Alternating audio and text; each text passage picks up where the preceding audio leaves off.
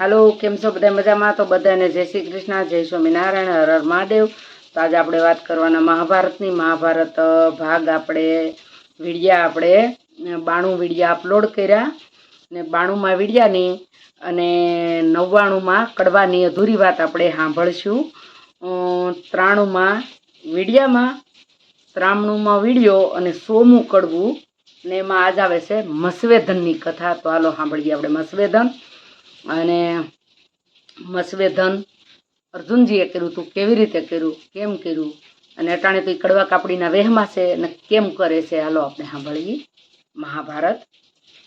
અને હવે આ મસવેધનમાંથી ભગવાન કૃષ્ણનો ભેટો થાય છે પાંડવોને.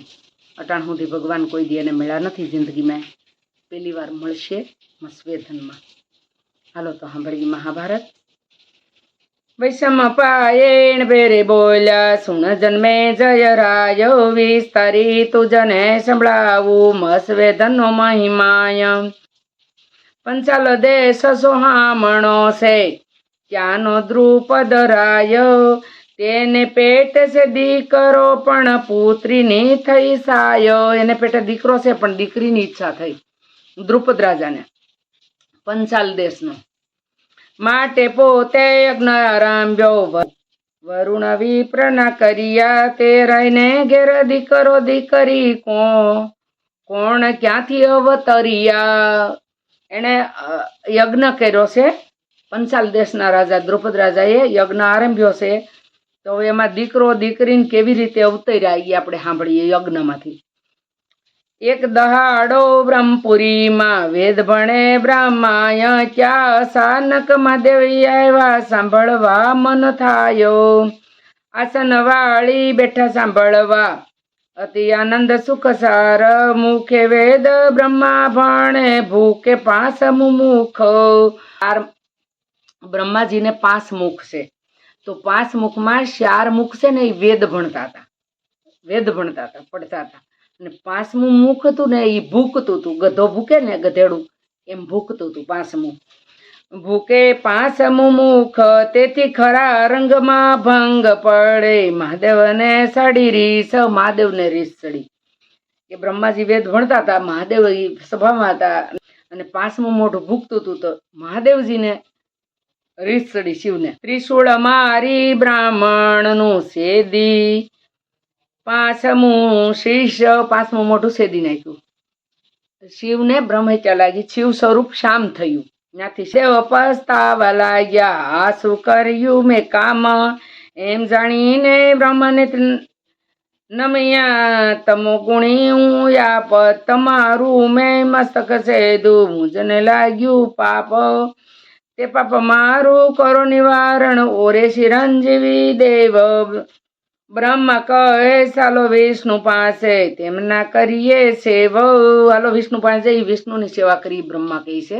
એમ કહીને બંને ચાલ્યા વૈકુંઠ વિશે જાય, વિષ્ણુ નારાયણ બિરાજેલા, આવ્યા શિવ બ્રહ્માય. વિષ્ણુએ કહ્યું કૈલાસપતિ કેમ થયા સો શામ. શિવ કહે શિષ્ય સેધું બ્રહ્માનું અઘટિત કીધું કામ, તેથી મને બ્રહ્મ હત્યા લાગી, તે નિવારો નાશ. એટલે બ્રહ્મા છે ને વિષ્ણુ છે ને શિવની પૂજા કરે ને શિવ છે એ વિષ્ણુની પૂજા કરે, એમ એકાબીજાનું ધ્યાન ધરે છે, પૂજા કરે. એટલે બે કોઈ નિશા કે નબળા નથી. શિવનું પૂજો પણ વિષ્ણુને ન નકારો, વિષ્ણુને પૂજો શિવને ન નકારો. બેયની પૂજા સરખી જ કરો, બેયને નમન કરો, બે એક જ છે.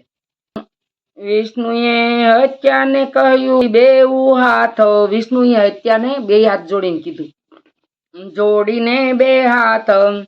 ઓરે હત્યા મુખ મહાદેવને, હું કષ્ટ તારું કાપું, મહાદેવજીએ પાપ કર્યું તો માંગે તે દંડ આપું.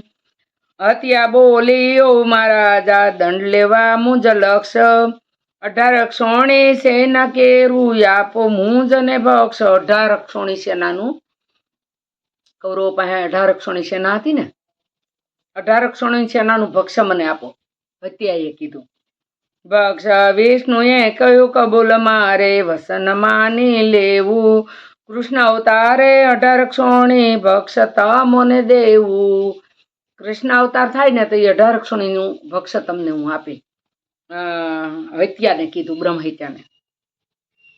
એવું વિષ્ણુએ વસન આપ્યું ત્યારે હત્યા છૂટી. તે પછી બ્રહ્માને શિવજી આજ્ઞા લઈ ગયા ઉઠી. તે પછી કૃષ્ણ અવતાર થયો. હત્યાની શી થઈ પેર દીકરી થઈને અવતરી મેઘાવી ઋષિને ઘેર. હત્યા દીકરી થઈને અવતરી મેઘાવી ઋષિને ઘેર. મેઘાવી નામના એક ઋષિ રહેતા હતા અરણ્ય. શાંતા નામની નારીએ મની પતિવ્રતા પાવન. શાંતા નામની નારી હતી મેઘાવી ઋષિને, અને હત્યા છે ને દીકરીથી ન્યા જન્મી મેઘાવી ઋષિને ઘેરે. તેને પેટે પુત્રી આવે ગુણસુંદરી ધરું નામ. એનું નામ ગુણસુંદરી રાખ્યું. નાની ઉંમરમાં વિદ્યા ભણી ગણી છે રૂપ રૂપની ધામ. તે કન્યા થઈ 9 વર્ષની જનેતા પામી મરણ. 9 વર્ષની દીકરી થઈ. જે હત્યા હતી દીકરી થઈને આવી 9 વર્ષની, તેના માતા ગુજરી ગયા, ઓફ થઈ ગયા.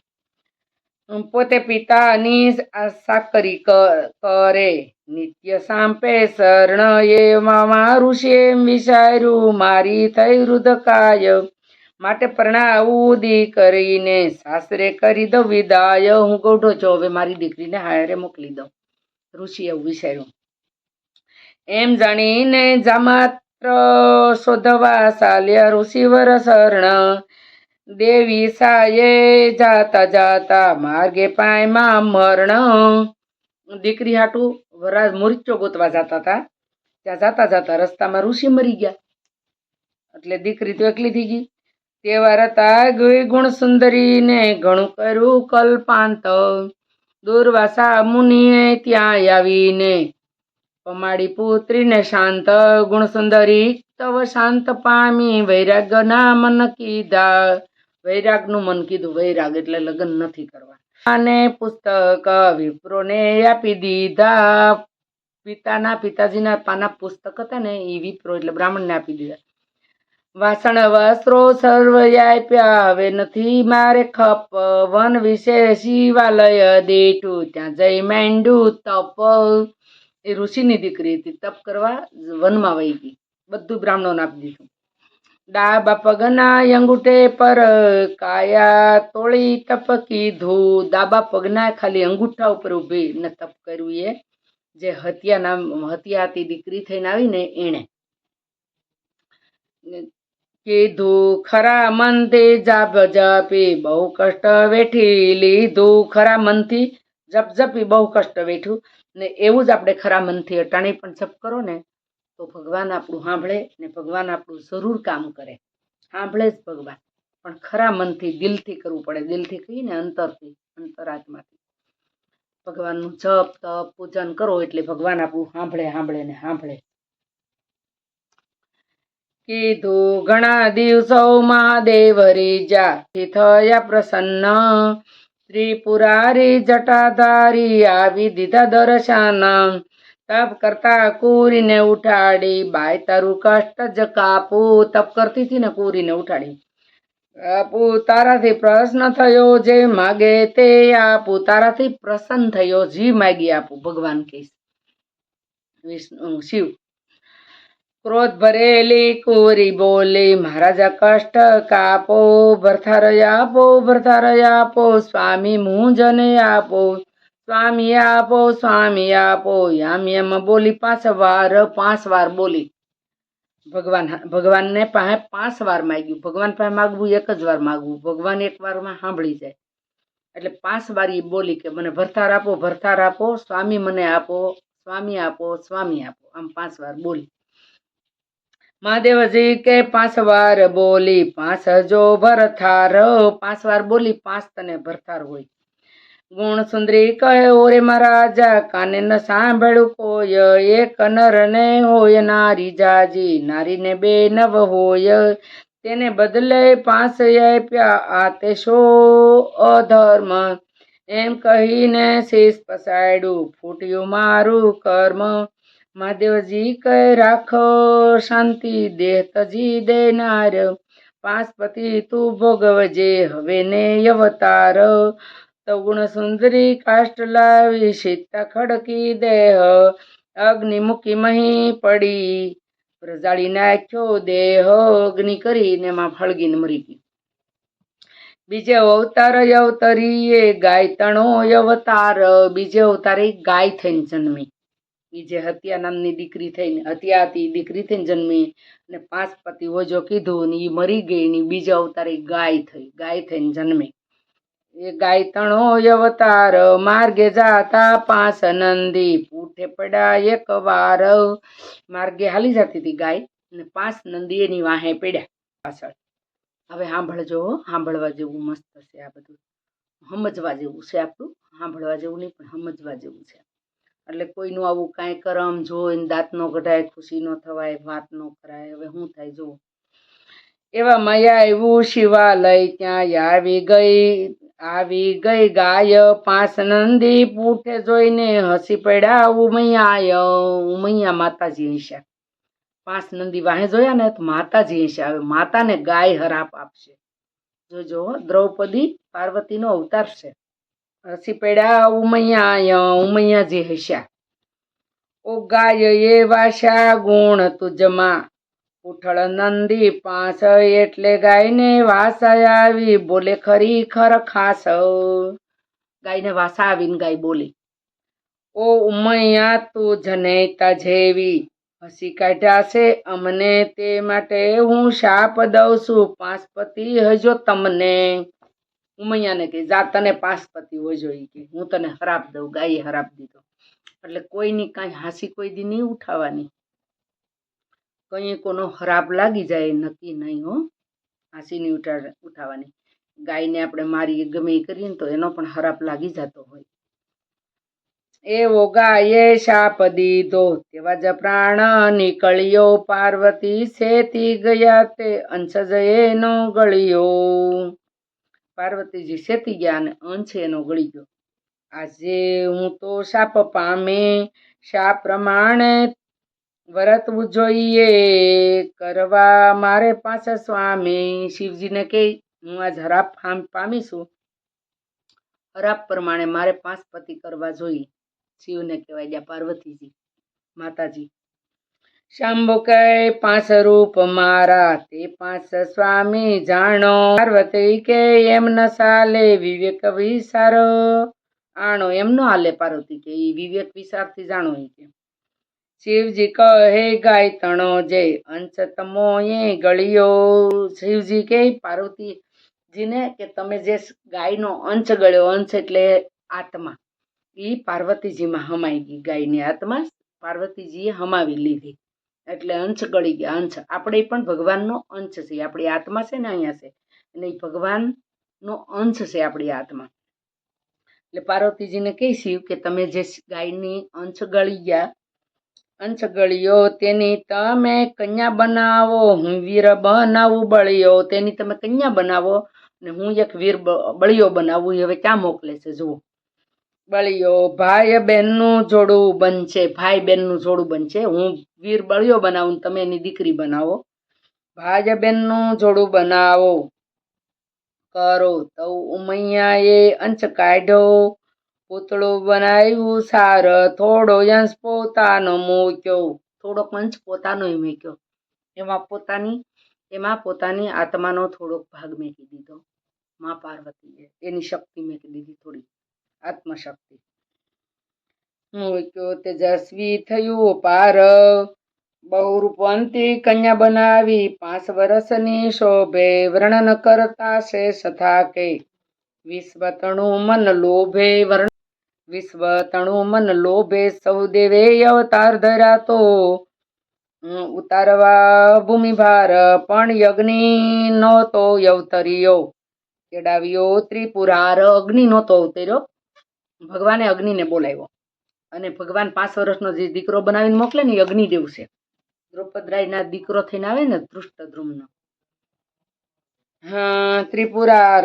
મહાદેવ કહે ઓ રે અગ્નિ લે તું હવે અવતાર. આ કન્યાની સાથે જાતું થા દ્રુપદ કુમાર.